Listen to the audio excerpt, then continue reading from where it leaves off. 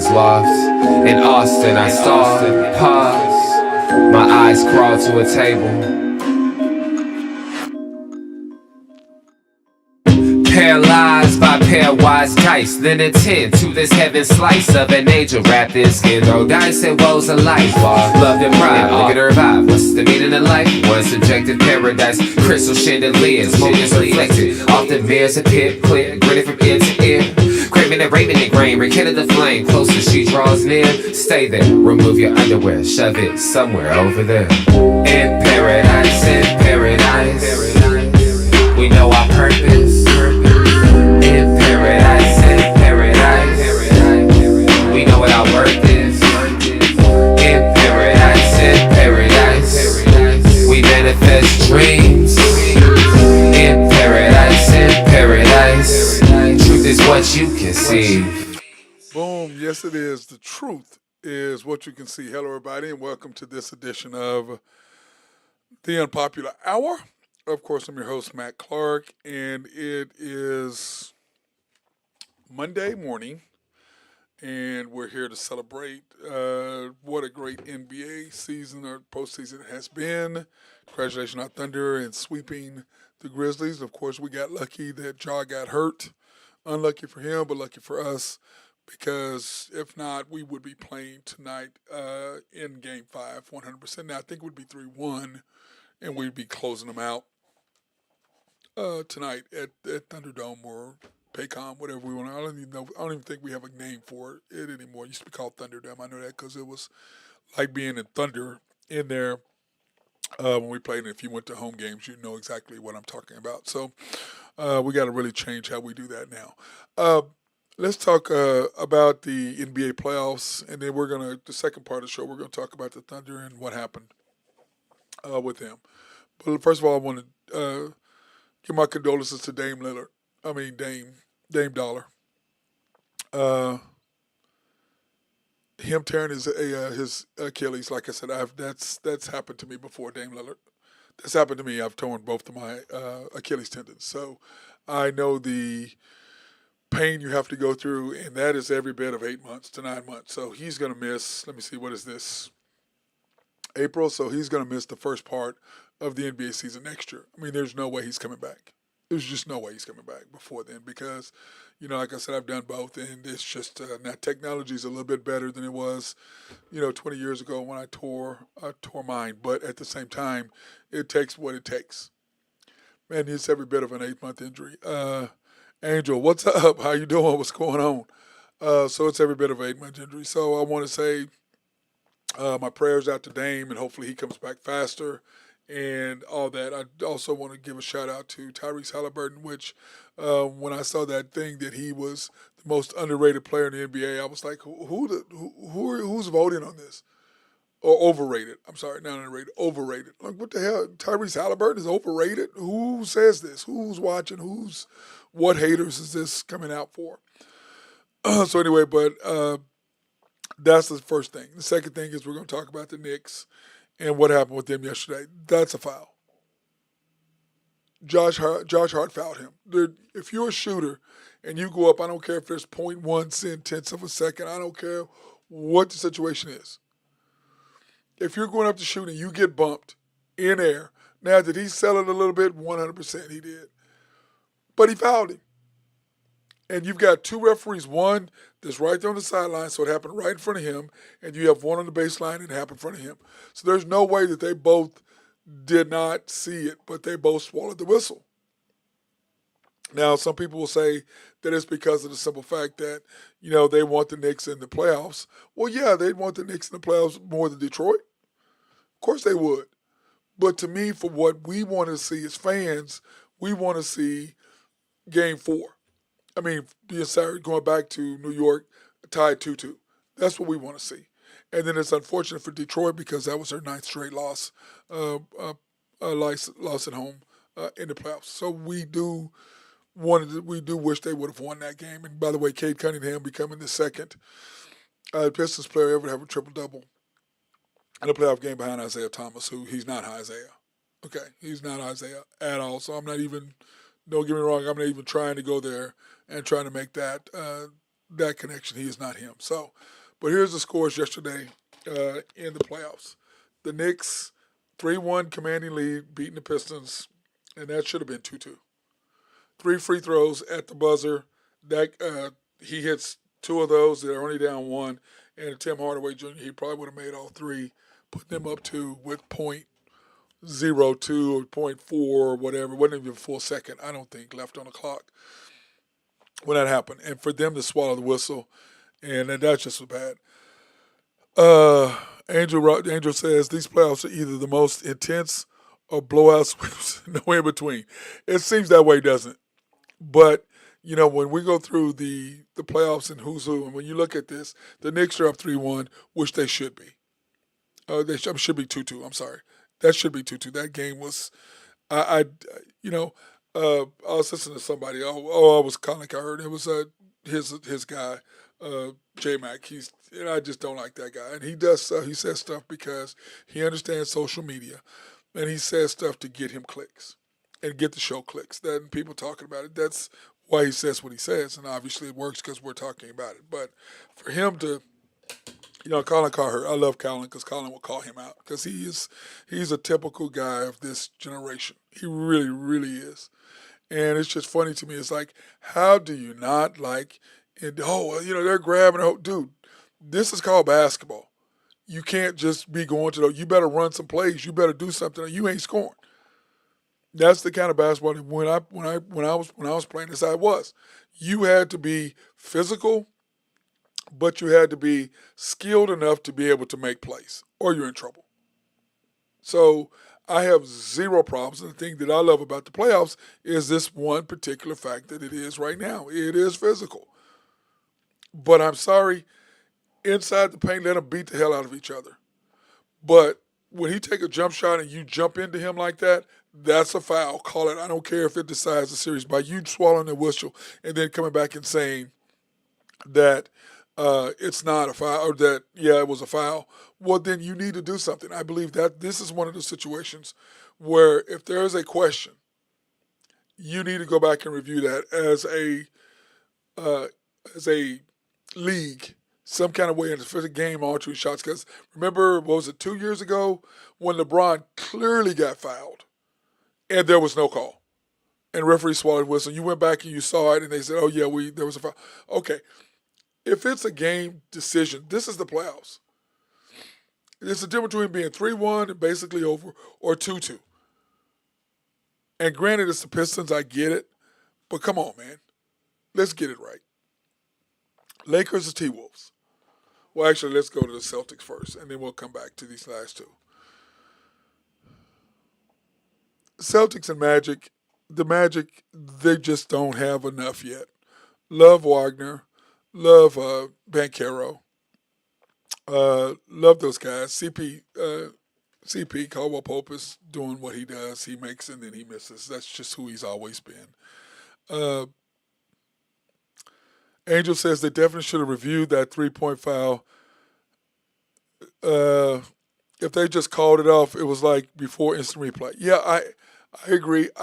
To me, how do you not make that call? I'm sorry, that's a foul. You need to do something. But the problem is there was no call. Nothing stopped the clock. I mean, there was no way to review it. There was no way. They just let it go. And I'm sorry, you lost a lot of people right there, NBA. That would have been a perfect opportunity for you to step up and step in and get it right. Somebody overseeing it, somebody in Secaucus, at the NBA deal, that was a foul. And for you to come out and go, yeah, we admit it. Josh Hart goes, yeah, I bumped into him, well, whatever. They can review it, in a 2-minute drill. Well, it doesn't matter. Game's over. But he fouled him. It's like the Chiefs against the Eagles a couple years in the Super Bowl. Yeah, I held him. And people are still grabbing. Well, they called it because he held him. Yes, he grabbed him and he admitted it. It's a call on the play. Now, did it decide the Super Bowl? 100%. But they got it right. That situation, get it right. Celtics, Magic just don't have enough. They really don't. Celtics are handling their business 3-1, and they're going to close them out back in Boston in Game 5 for the gentleman's sweep. Now, the Knicks and Pistons, I'm not so sure about because I was listening to somebody today, and they were on the talk shows, and they were talking about, and this is coming from a non-athlete, okay? That's the reason why I'm gonna say that is because he makes the comment saying, "Well, he came back right after the game, but it's gonna be 2 days." And and I'm like, bro, the second day of coming off an injury is the worst for the injury. The second day is the worst, hurts the worst. So you're saying that he's gonna be better game day 2 days later? No, it's gonna be worse. It's gonna hurt worse. But that's what the shots are for, to get you through it. And I believe he'll do what he's got to do to make sure that he's comfortable enough to be able to play. Because it's easy to come back and play right then because of the adrenaline and everything's going on. But yeah, he's going to, if he really truly hurt it, and that's the thing with these guys, they're so damn soft. You know, I just don't, whatever. Lakers T Wolves.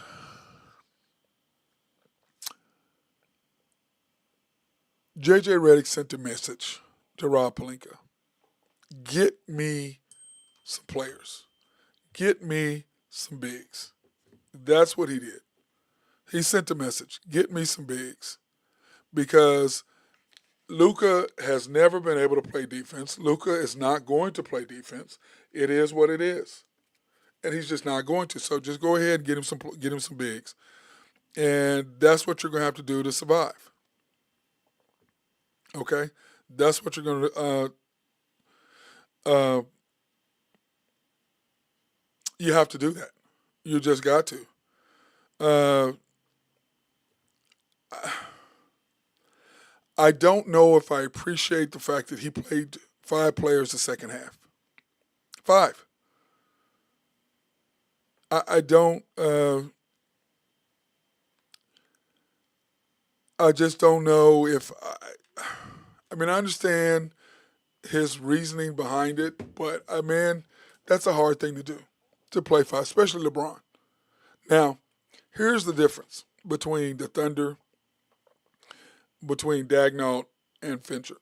This is the difference. When he realized that LeBron and Luka were not coming off the floor, he left Ant on the floor. Now, Ant's 25 or 23. Now, get that. He's 23.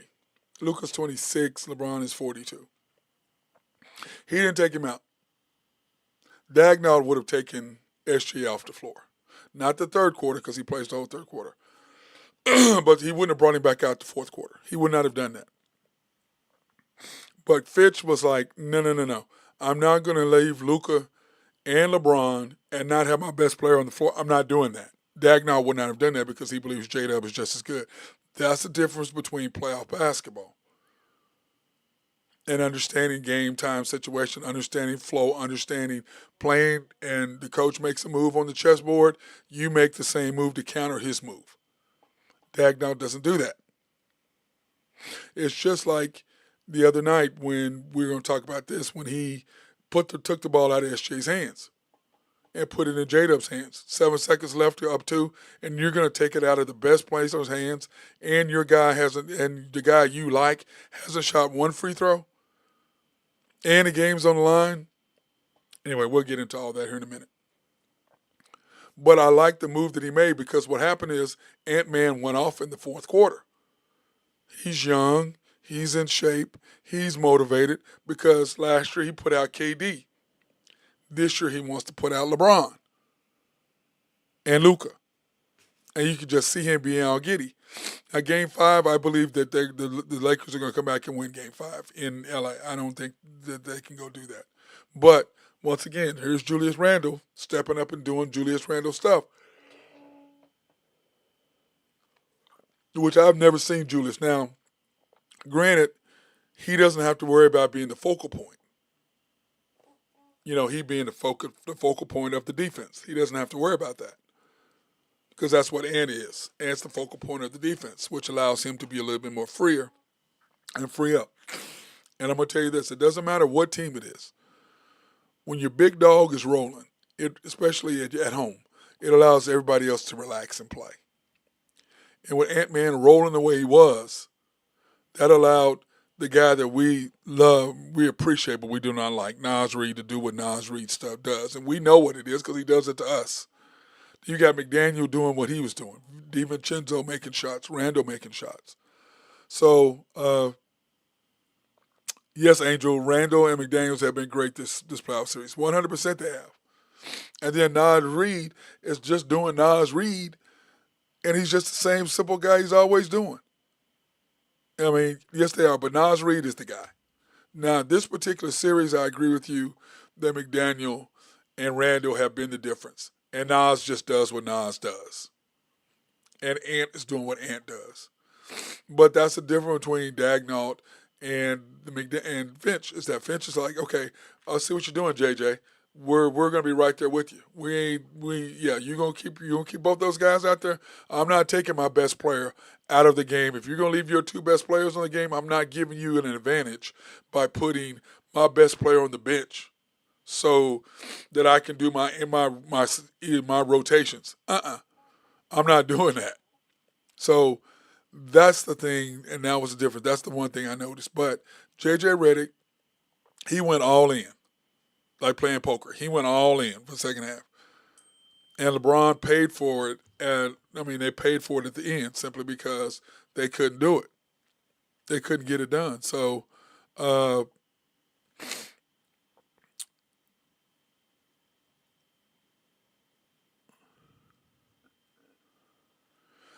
they just couldn't do it. Sorry.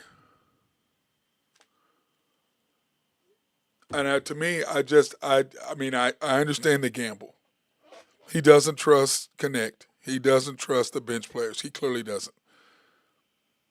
But he's going to have to make a difference and change something that's just not going to work. But I do believe they're going to go back and win Game 5.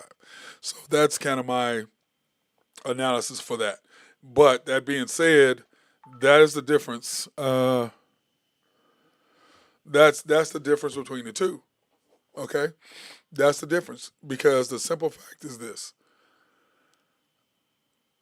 When JJ Redick went, I'm all in. I'm playing LeBron. I'm playing Luca. I'm playing AR-15.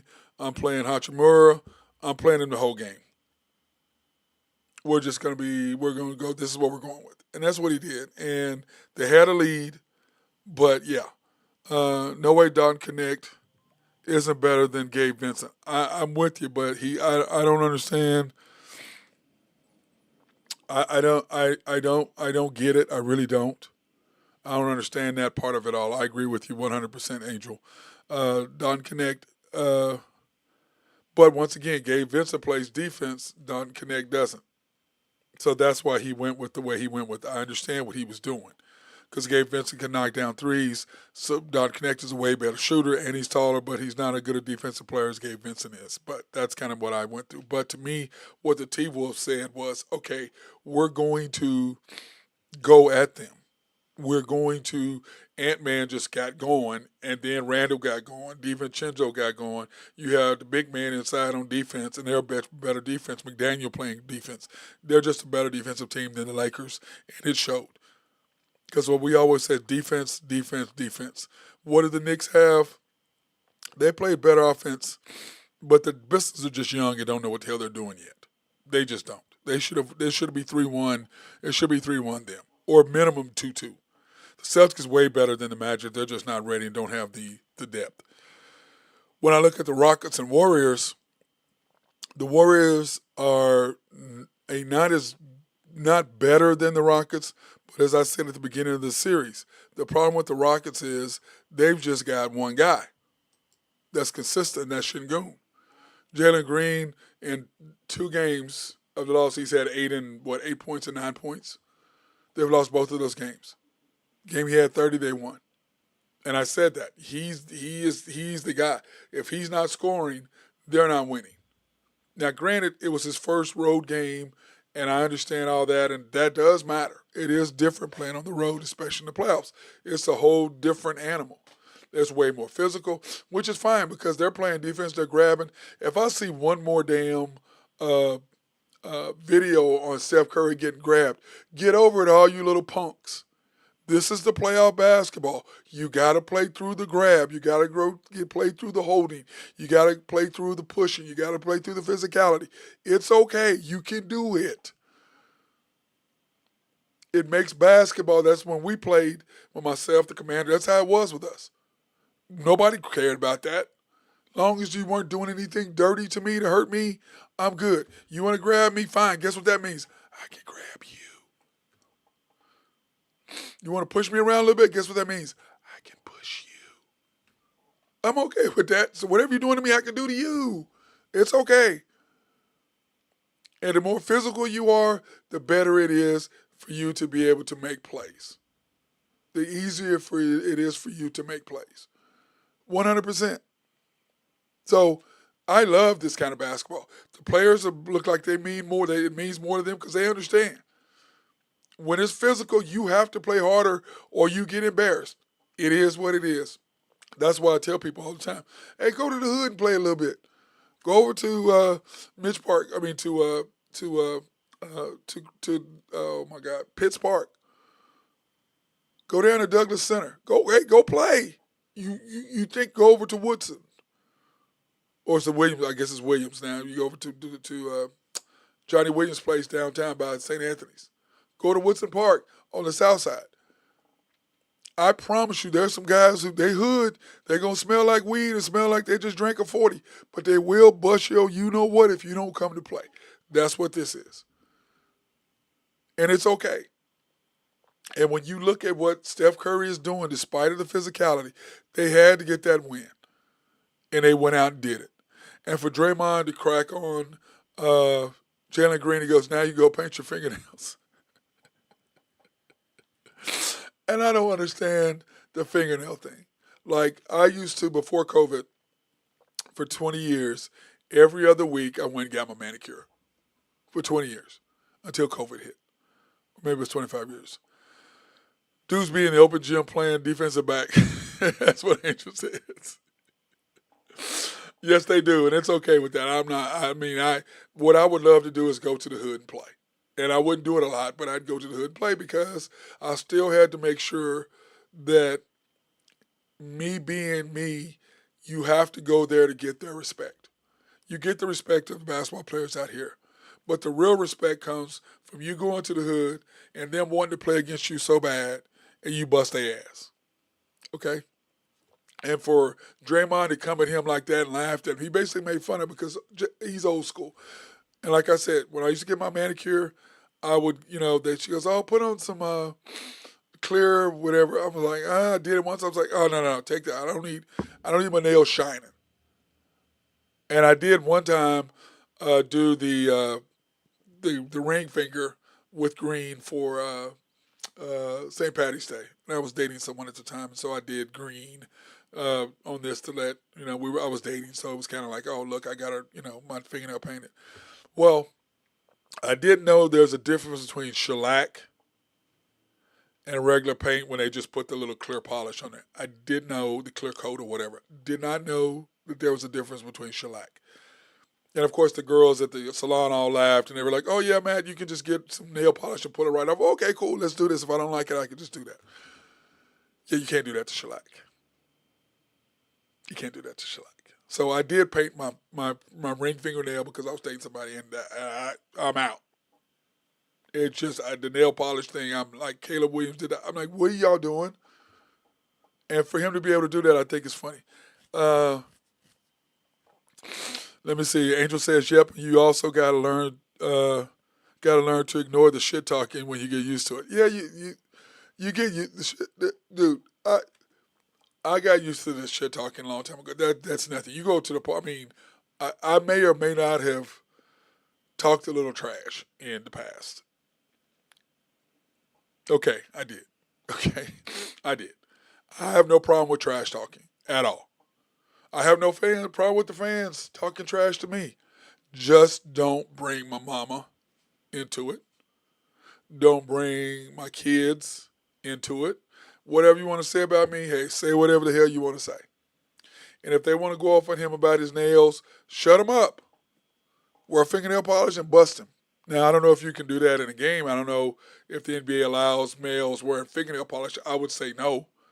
Now, me as an owner, I'm going to say, no, you're not wearing fingernail polish if you want to be a part of my team. You're not wearing fingernail polish. Because what happens is the next thing you know is that owner's grandson sees your star player with fingernail polish, he's going to start wearing fingernail polish because that's what he does. So yeah, I would be, yeah, you're not, if you're gonna be on my team, cool. You want to make this money, you're not wearing that. If you don't want, if you don't, that ain't cool, okay, cool. But you ain't wearing that. I mean, I'm sorry, that's just how I'd feel about it. It's like the Yankees. You couldn't do facial hair at the Yankees. I think they've just finally allowed that. What, last year, a couple years ago, they allowed you to have a beard. Before the Yankees, you had to be clean shaven. This is what we look like. This is our persona. This is how we are. This is what you're doing. Now, the NBA being a players' league is probably not going to do that, but these guys weren't. I mean, but it's Jalen Green, so what do you expect? Uh, Let me see. I agree with you, but this dude, Jarek McCain, balled out. Did he have fingernail polish on, Angel? If that's your point, but still, I'm just not a fan of it. I'm thinking it's a dude. Why are you wearing fingernail polish? Now the clear coat, if you want to do that, that's fine. If you're getting your manicure, if you want to do that and show everybody that you have a manicure, you're doing, the clear coat, whatever. That ain't me. I don't need to brag about that I get a manicure. That ain't no really business about mine. No, it wasn't nobody's business that I got a manicure every other week, a massage every week, facial once a month, and a pedicure once a month. If I was going with a girl, I can't. That's one of my things. I can't get a pedicure without a woman sitting next to me. I know that's weird. That's just my little twerk, my little tweak. I don't do that. Uh, Let me see. He did, and he was doing it. He was doing little dances on TikTok. Well, of course he is. Uh, uh, since man, just get your nails trimmed.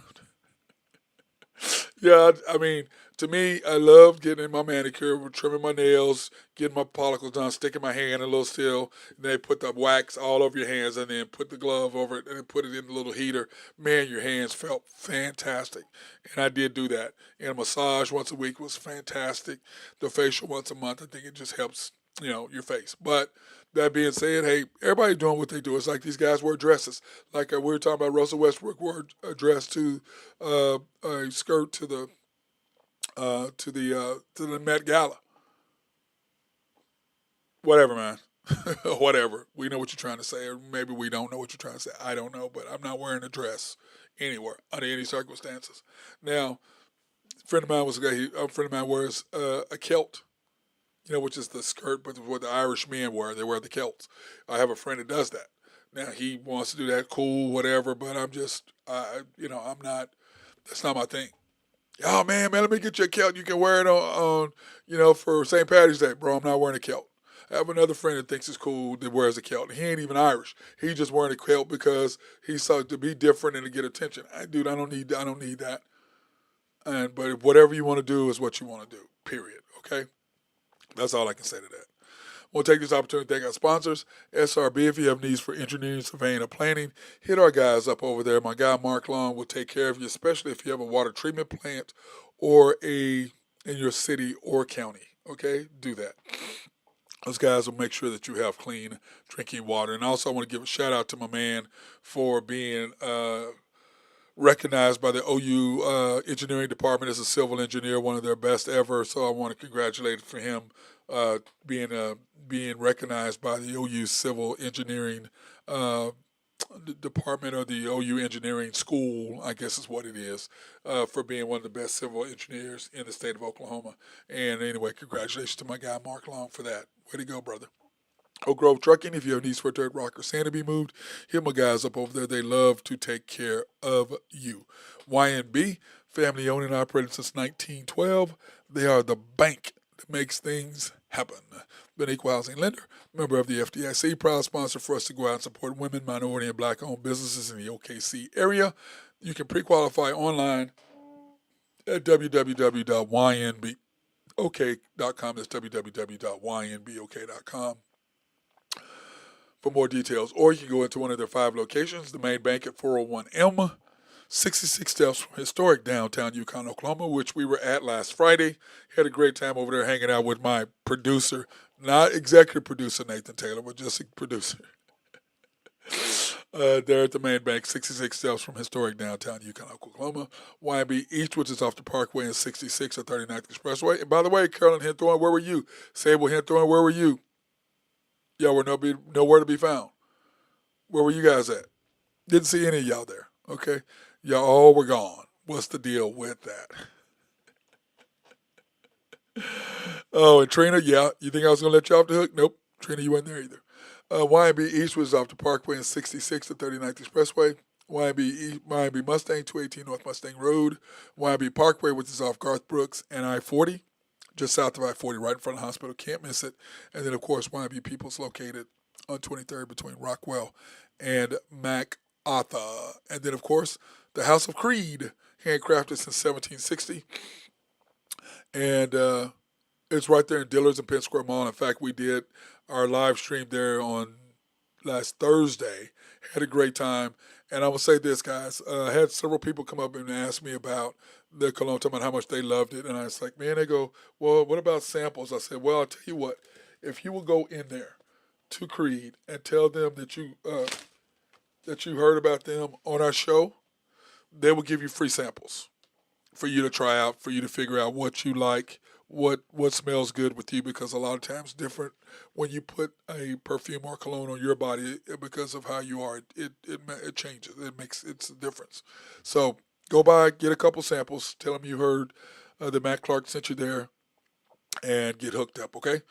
And we will be there the third Thursday, I think, of every month. We're going to start going by the Creed place and doing some stuff over there. And I think we're going to do the men's side, and then we're going to do the women's part of it as well to kind of give everybody kind of a feel for both. So just do that.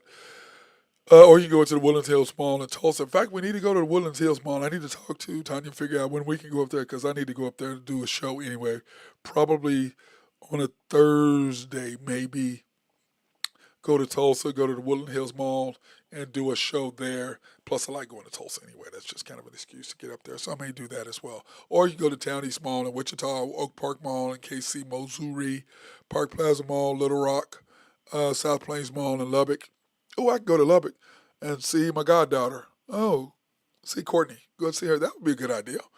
And then, of course, Westgate Mall in Amarillo, because as they always tell me, Matt, remember, pick the best for your best. That's one of their mottos, and I agree with them 100%. And if you've been there, you'll know exactly what I am talking about. So, now, NBA games today. Boy, I mean, this is my favorite time. Everybody, people want to talk about football. I don't give a shit about football right now. I don't care about the draft. I don't care about none of that. I care about basketball's playoff season. I want to talk about something important. Cavaliers and Heat tonight. Cavaliers will close out the Heat. They put 8.5-point favorites over under 211.5, 211 points, 211 and a half points. I can't even say that right. 8.5 point is a differential. And then, of course, the Rockets and Warriors game 3 tonight, game 4 tonight, 9 p.m. on TNT. The Warriors 3.5-point favorites, and Jimmy Butler should play tonight.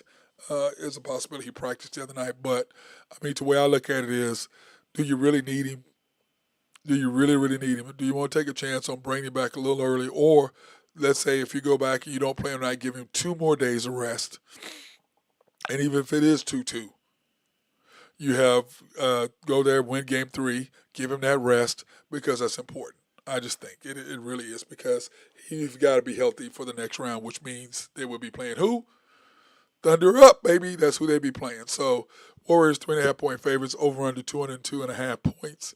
And I just believe that, to me, yeah, why play Jimmy if he's 90%, 80%? Why, give him a couple days out, because the Rockets, as we've talked about, they don't have enough scores. They just don't have the power. They are inconsistent at best.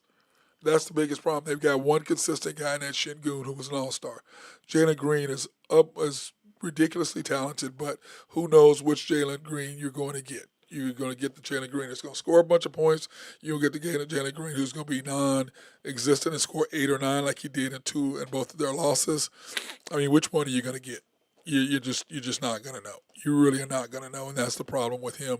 And giving him a bunch of money, is for that simple fact. And I'm not going to say anything about his nails being painted because it is what it is, and that's how Jimmy feels. I mean, how, oh my God, Draymond feels. So that's how that works out. Now, let's talk about our team now. We're going to close out the show these last things, and we're going to talk about our team. And, of course, the Thunder here is what they did. They swept the Grizzlies in 4 games, which we thought that they would. We went Sunday, Tuesday, Thursday, Saturday. Sunday, Tuesday, Thursday, Saturday. Won 4 games in 6 days. Now we're resting.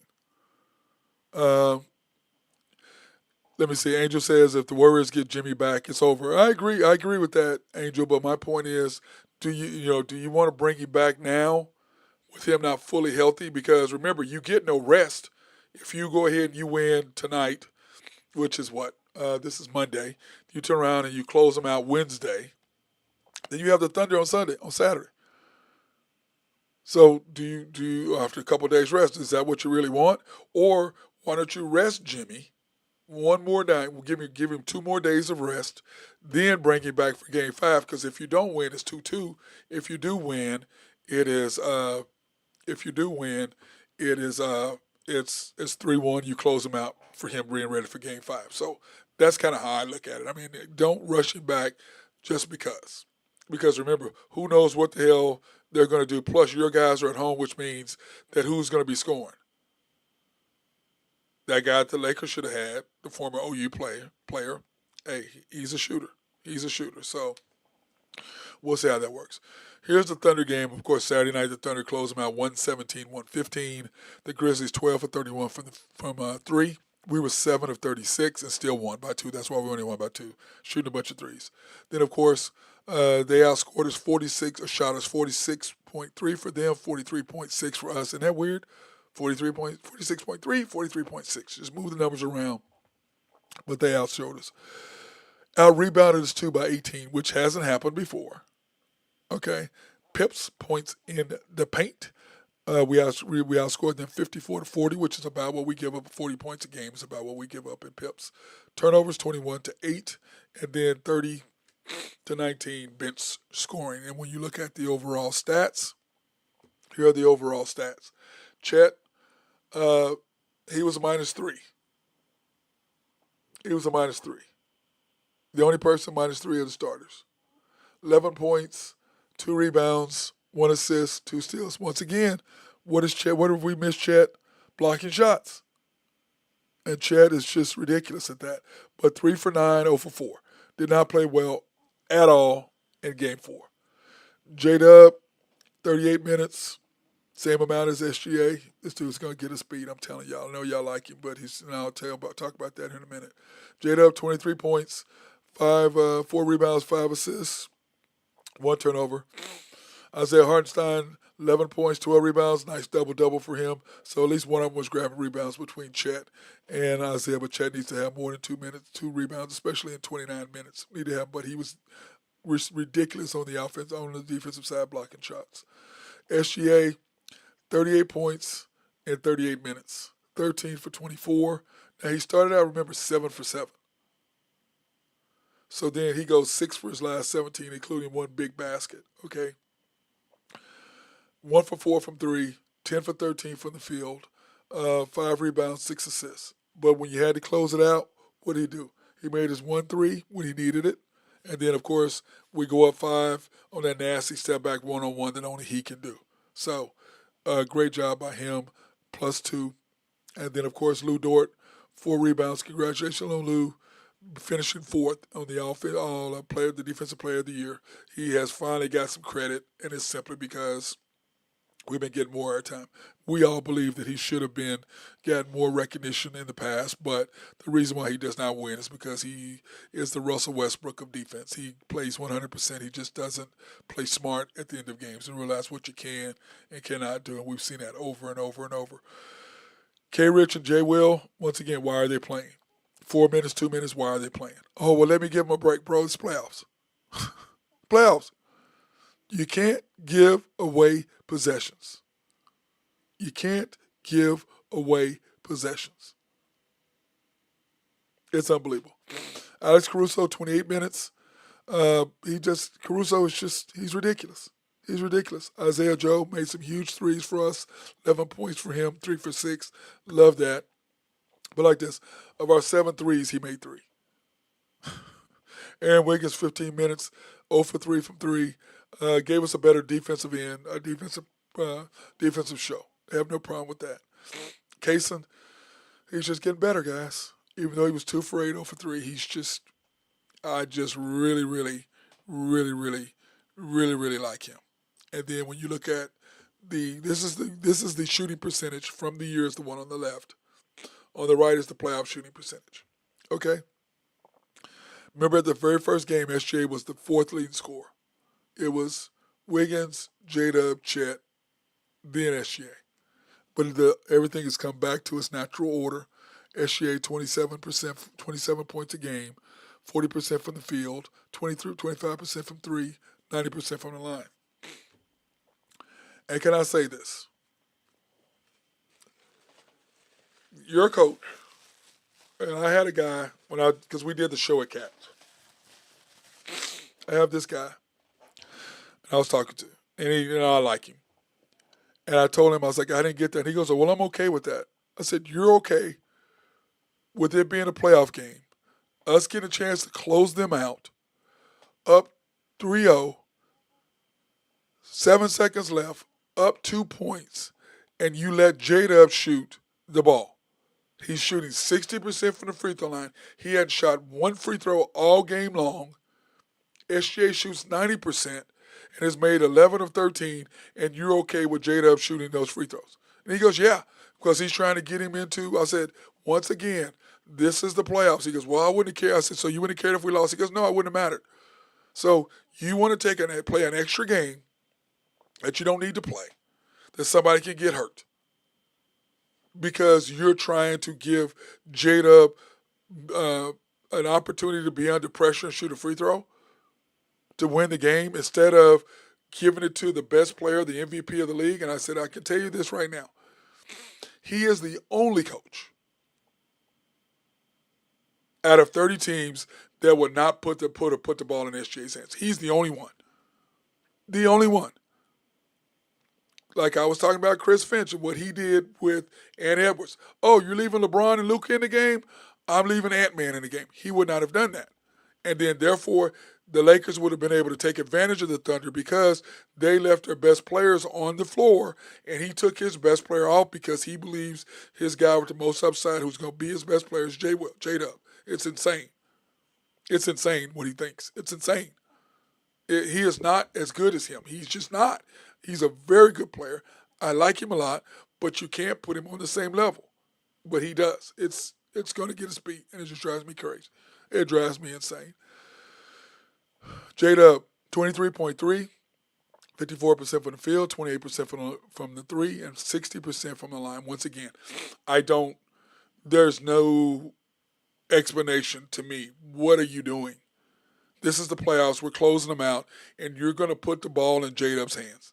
It's like the other night when he went to shoot a tech. SJ's on the floor. He puts J-Dub to shoot the tech. What are you doing? J-Dub shot 78% from the free throw line for the year. What are you doing? And I told this guy the other day, I said that this is the difference between you Oklahoma City fans. You don't know basketball. You watch, but you don't know it. I go, because it would be okay for you to do what he did even if we lost the game so that J-Dub to you could get more experience. What the hell are you talking? What are you saying? Then I had these other kids out on the patio telling me that I didn't know when I walked up. My friend goes, yeah, they said that you didn't know what the hell you were talking about. I said, of course, those are 3 freaking idiots. Kids who never played basketball, none of them are athletic. You can look at them and tell they ain't played no sports in their life. They don't know what the hell they're talking about. Talking about how Minnesota beat us 3 times. I said, are you sure they beat us? He goes, yeah. I said, I said, the only team beat us 3 times was the Mavericks. Well, go back and look. I go, pull it up and let me know. Never heard back from them because, to my knowledge, we beat them twice. They beat us twice. That's what I thought it was. They beat us 3 times. I was like, whatever. I agree with you, Angel. And regular season is there for that reason. Yes, it is. But you don't take the ball out of SJ's hands for no reason at all at any point with the game on the line. It's idiotic. Wiggins, Chet, 18.5, 44%. Excuse me, I had to sneeze. 44% from the field, 42% from the line. Chet's just a monster. He's just, I love Chet, and which is a long way from where I was when we drafted him. I'm a huge, that's crazy. Wiggins, 9.5 points a game, 45%. He got a little bit more playing time, which I'm okay with. 30% from the three, which he's got to upgrade that. He's got to shoot better. He's got to be in the mid 40s. He's got to if we're going to win, especially this next round. All that's Shea's got to go up his 3-point shooting, but I believe Shea being off 12 days really hurt him. Everybody else was off 10 days, but he was off 12 days. Helped his body, but I think he finally started getting back into form. Um, iHeart, I like iHeart. I do. 9 points, 64% from the field, 66% from free throw line. Only stat that bothers me.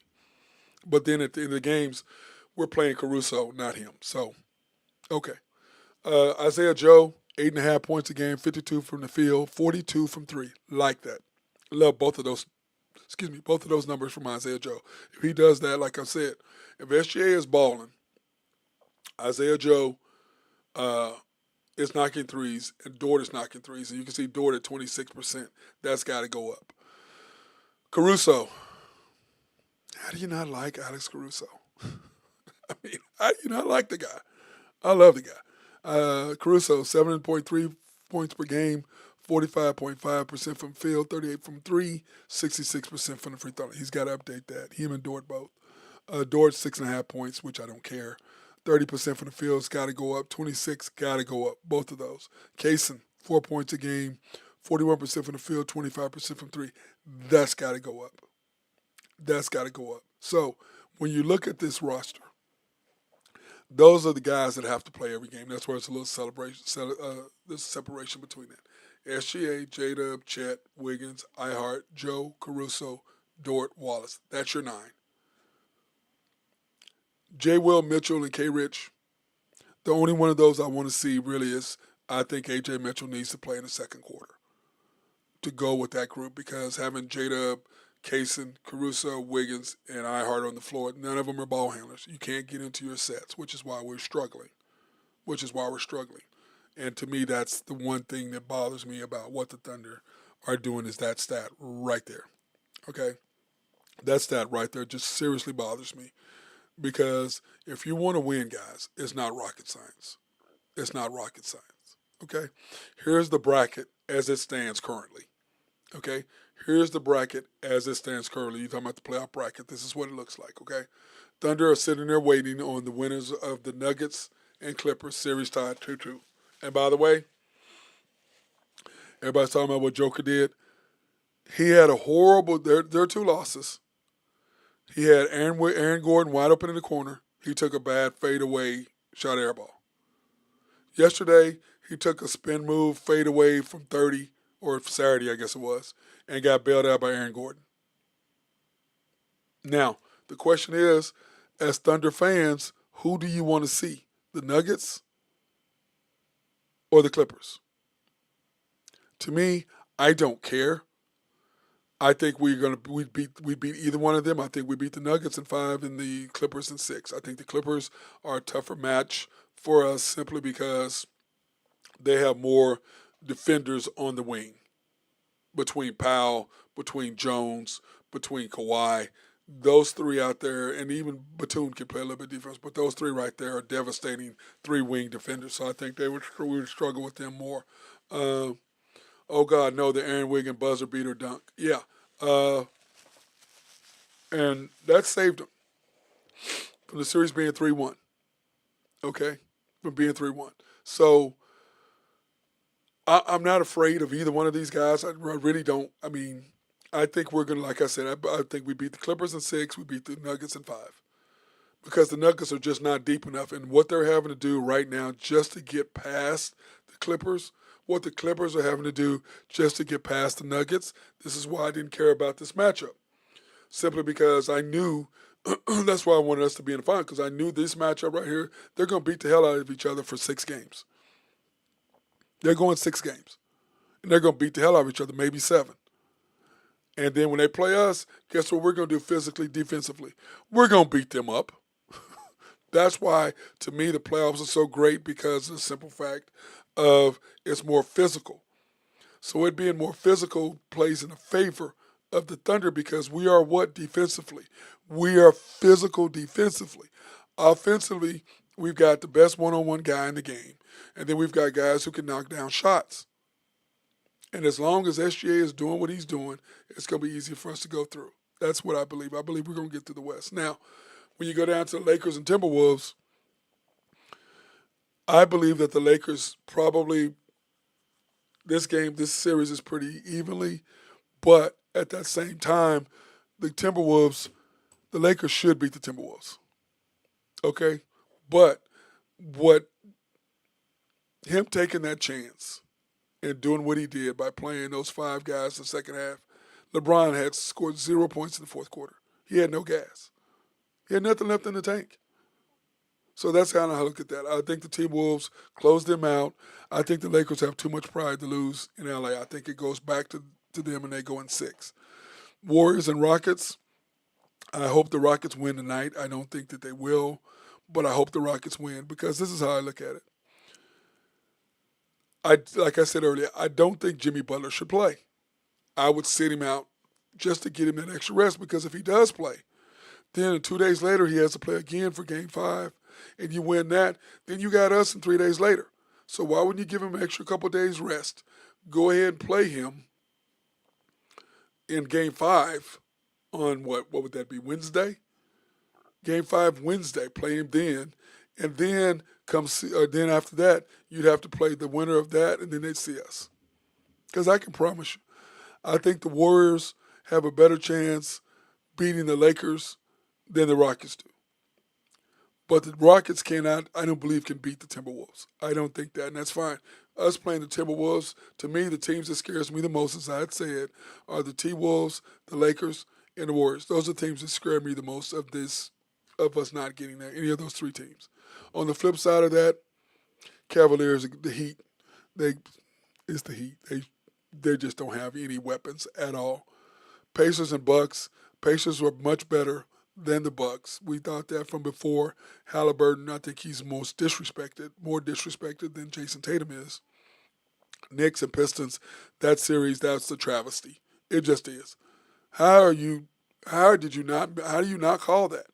You guys remember? That's the same thing Dort kind of did to Lopez. They call that. He did the same thing to Marketing. They call that. And, he bumped into him. Clearly that was bumped. Clearly he got fouled. Clearly. And you have 2 referees looking right at it, and they both swallowed the whistles. Both swallowed the whistles. Now, let's face it. Would the NBA rather have the Knicks or the Pistons in the semifinals? The Knicks. Historic franchise in New York City's the Mecca, 100%. Celtics and Magic, and I believe that Celtics would smash the Knicks. I think the Pistons would give them a little bit harder of a matchup than the Knicks will, but I think the Celtics either do a gentleman's sweep or in 6 against the Knicks. I don't think the Knicks are going to get one simply because they're going to get one, but I think the Celtics should smash either one of those teams, but I think it's harder for them to beat the Pistons than it would beating the Knicks, especially since the Pistons already beat Boston. In Boston. But then after that, I think the Celtics and the Cavaliers meet after that, and I think the Celtics beat the Cavaliers. I just do. I just don't think they can keep it up. And so that's kind of how my matchup and how I have this all broken down for the series and for the finals. That's how I have it broken down. And when I look at it, I just don't see much difference in how these are laid out. Okay? So once again, the Thunder are going to sit there, and we're going to be waiting on the winner of the next series, which will be it should be the Clippers. I said it was going to be the Clippers. I just don't think, the